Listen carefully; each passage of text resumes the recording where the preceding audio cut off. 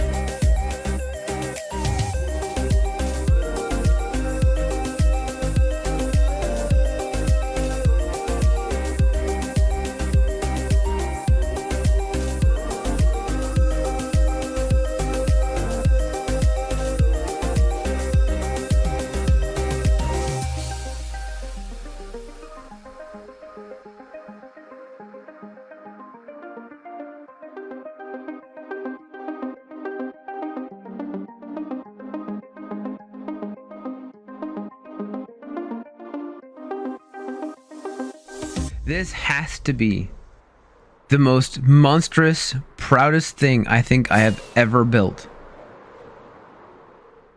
I am so proud of this. This is absolutely crazy. The amount of time we actually spent on this is nuts. It took about 5 hours in a test world, building it with MC Edit and Voxel Sniper and Go Paint to get everything looking appropriately, and then it took the time to gather all the materials. That was 864 buckets of lava, by the way. My nether, certain pools look pretty decimated, but this was a 10.5 hour build. And Emerald and I knocked out about 7.5 hours of it in a single night. I didn't get to bed till like 4 o'clock in the morning. It was absolutely berserk. And then the next day we came through, put all the campfires in, and added all the lava in. And this is just, it's glorious in a way that I can't even begin to describe. I'm so proud of this. Now, there are other significant changes, and I had multiple time lapses, but I didn't want to do like 20 minutes of time lapses sped up about 4,000%. Because I could. And originally I was going to. And I decided that that was not in the best interest. So I'm just going to kind of give you a brief, like, look down or rundown. Rundown is the right word. So over here you can see we have now, a town hall. We've got this all fleshed out. This is, I decided it is going to be the blacksmith where maybe the fire started.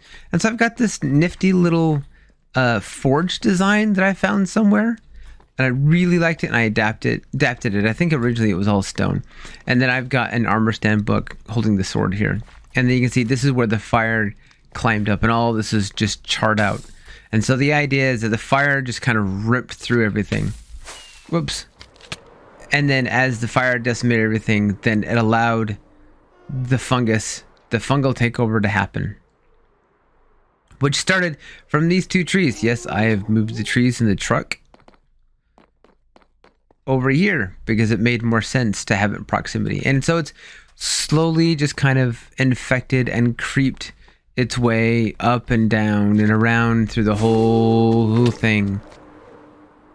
Now, this is not done because I need to still I don't think I'm gonna fully torch the buildings. The tower I custom built.